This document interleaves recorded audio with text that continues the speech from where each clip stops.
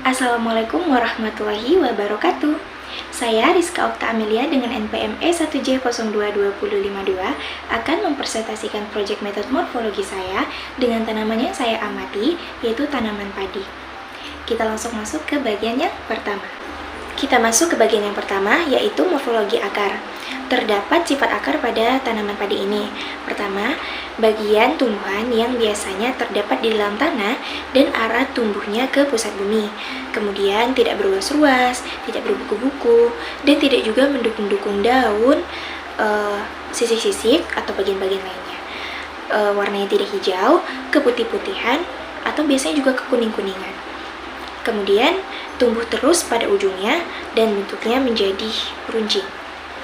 Kemudian fungsi akar memperkuat berdirinya tumbuhan, menyerap air dan zat-zat makanan, mengangkut air dan zat-zat makanan ke tempat-tempat tubuh tumbuhan yang membutuhkan. Kemudian ada juga bagian-bagian akar. Ada leher akar, ada ujung akar, batang akar, cabang-cabang akar, serabut akar, rambut-rambut akar, dan juga yang terakhir tudung-tudung akar. Untuk sistem perakaran pada tanaman padi ini adalah divisi monokotil, yaitu biji berkeping satu, sehingga sistem perakarannya serabut. Untuk tugas dan fungsi khususnya itu tidak ada, karena tanaman padi tidak memiliki fungsi ataupun tugas khusus lainnya. Kita masuk ke bagian yang kedua, yaitu morfologi batang. Pertama ada sifat batang. Sifat batang pada tanaman padi ini bersifat aktinomorf, terdiri atas ruas-ruas, bersifat pototrop atau heliototrop, selalu bertambah panjang di ujungnya dan umumnya berwarna hijau tua. Kemudian ada juga fungsi batangnya, mendukung bagian-bagian tumbuhan yang ada di atas tanah, memperluas bidang asimilasi, jalannya pengangkutan air dan zat-zat makanan dari bawah ke atas. Lalu ada tanaman padi, itu termasuk kelompok jenis apa sih gitu. Tanaman padi itu termasuk pada kelompok tidak jelas berbatang. Maka itu terdapat bagian-bagian dari yang sudah ada di dalam gambar di sana. Itu bagian-bagian dari batangnya, itu ada buku, ada pelepah daun, dan juga ada pangkal batang. Untuk bentuk batang, dikarenakan padi tidak jelas berbatang, maka dari itu pada tanaman padi ini tidak memiliki bentuk batang, tapi pangkalnya berbentuk bulat. Lalu ada juga permukaan batang. Permukaan batang pada padi ini sebenarnya licin, tapi ketika dia sudah mulai tumbuh besar, dia akan menjadi sedikit berbulu. Untuk arah tumbuhnya, tanaman padi memiliki arah tumbuh batang tegak lurus. Dikarenakan tanaman padi ini tidak memiliki percabangan batang, kita langsung saja ke menurut umur. Nah, untuk tanaman padi ini, tanaman padi termasuk tanaman anual, yaitu tanaman semusim. Bagian ketiga yaitu morfologi daun. Terdapat fungsi daun pada tanaman padi. Pertama, terjadinya fotosintesis yang terjadi pada jaringan spons. Lalu, organ pernapasan, organ respirasi, tempat terjadinya transpirasi dan gutasi, dan yang terakhir alat perkembangan vegetatif. Untuk susunan daun pada tanaman padi ini, daun tanaman padi itu tidak lengkap karena hanya terdiri dari helaian dan juga upih daun. Lalu untuk bangun daun pada daun padi yaitu daun garis. Ujung daunnya daun yang runcing, pangkal daunnya pangkal daun tumpul. Pertulangannya, sistem pertulangan pada tanaman padi ini daun sejajar. Tepi daunnya rata, daging daunnya pada tanaman padi ini perkamen.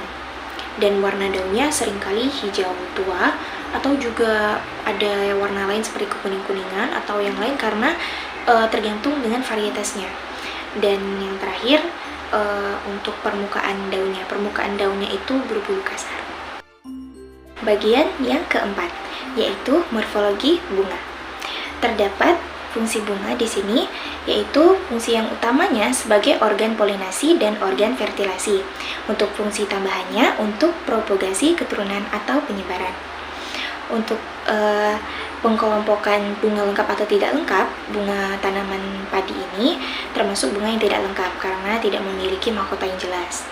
Untuk bunga sempurna atau tidak sempurna, bunga padi ini termasuk bunga yang sempurna karena memiliki benang sari dan putik pada satu bunga yang sama. Untuk pengelompokan bunga tunggal atau majemuk, bunga padi ini termasuk bunga majemuk dan memiliki susunan yaitu malai, bunga tongkol majemuk, dan bulir majemuk. Tumbuhan tanaman padi ini bunganya berumah satu, atau artinya itu bunga jantan dan bunga betina itu terdapat pada satu tanaman yang sama. Kemudian letak periantum pada Receptaculum, bunga padi ini letaknya terpencar, dan simetri bunga pada tanaman padi ini setangkup tunggal. Next, bentuk Receptaculum pada tanaman padi ini berbentuk cawan, dan untuk kelopak, bentuk dan fungsinya, bentuk kelopaknya ini berlekatan atau dan fungsi untuk kelopaknya itu ada dua, yaitu lemma dan palea. Lemma dan palea ini sama-sama melindungi bunga dan buah dari gangguan-gangguan lainnya. Untuk mahkota, dikarenakan tanaman padi ini tidak memiliki mahkota yang jelas, jadi saya tidak akan menjelaskannya. Untuk kedudukan kepala sarinya, bunga padi ini memiliki kedudukan kepala sari bergoyang.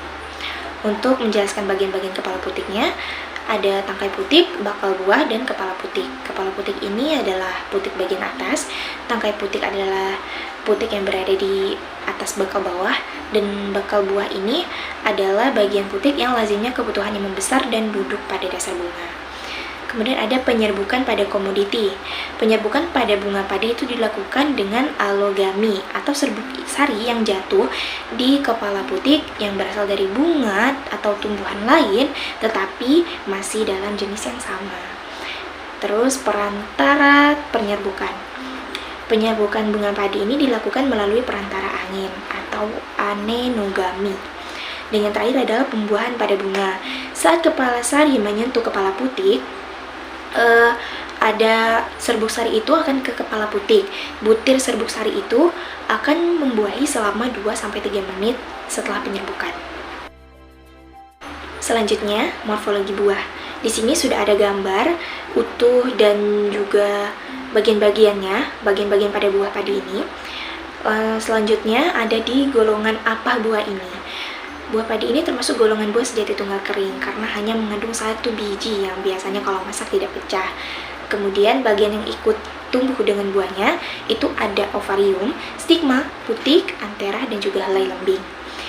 Jika termasuk buah sejati tunggal kering, tentukan buah apa gitu. Untuk buah padi ini termasuk buah yang karyopsis. Jadi buah padi ini termasuk buah karyopsis yang kulit biji melekat pada kulit biji dan kulit buah melekat pada kulit biji. Selanjutnya ada gambar buah terbelah dan bagian-bagiannya di sini. Selanjutnya morfologi biji. Di sini sudah ada gambar biji utuh dan bagian-bagiannya. Lalu kita masuk ke termasuk biji tertutup atau terbuka. Biji padi ini termasuk biji yang tertutup. Bagian-bagian lapisan bijinya ada sekam, gluma, endosperma, eleuron layer, dan juga perikarp. Untuk bagian-bagian yang mengikuti kulit biji, itu ada ovarium, stigma, putik, antera, dan helai lembing. Untuk gambar biji terbelah dan bagian-bagiannya sudah ada terletak di PPT ini. Kemudian untuk tipe pekercambahannya dan juga gambarnya sudah ada. Tipe pekercambahan pada tanaman padi ini adalah tipe pekercambahan hipogeal. Selanjutnya, untuk organa metamorfa, tanaman padi ini tidak mempunyai organa metamorfa atau tidak termasuk di dalamnya karena organa metamorfa ini adalah organ tumbuhan yang mengalami perubahan bentuk atau fungsi dari bentuk organ awalnya, dan padi tidak mengalami itu. Dan yang terakhir adalah pemanfaatan dan kegunaan pada tanaman padi. Pertama, sebagai sumber pangan, sebagai pakan ternak, sebagai bahan bakar, bahan baku produk turunan, dan yang terakhir sebagai sumber pendapatan. Itulah tadi presentasi dari project method morfologi saya dengan tanaman yang saya amati, yaitu tanaman padi. Lebih dan kurangnya saya mohon maaf. Terima kasih. Wassalamualaikum warahmatullahi wabarakatuh.